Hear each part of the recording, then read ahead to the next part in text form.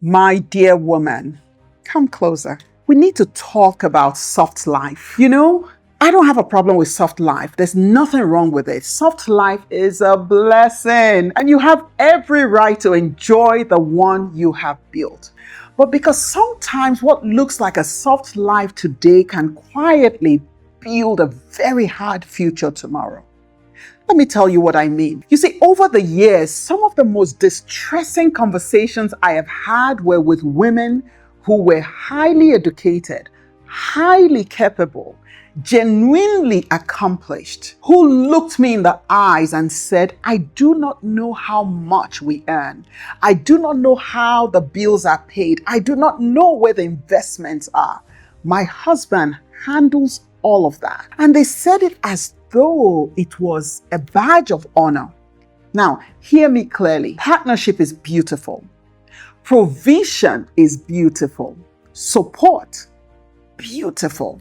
I'm not asking you to give up a single part of it, but ignorance is not a wealth strategy. It has never been. It will never be. There is a difference between being cared for and being uninformed. There is a difference between trust and dependence. There is a difference between partnership and disengagement. A woman does not become less feminine because she understands the family balance sheet. She becomes more responsible.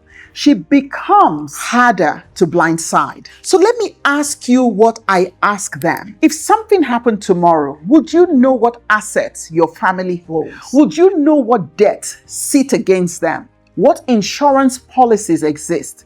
Which businesses? Which investment? Would you know where the important documents are kept? Who the advisors are?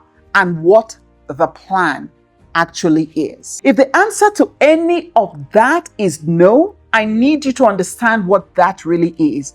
That is not soft life. That is risk wearing a costume called soft life. So here's the line I want you to carry out of this letter.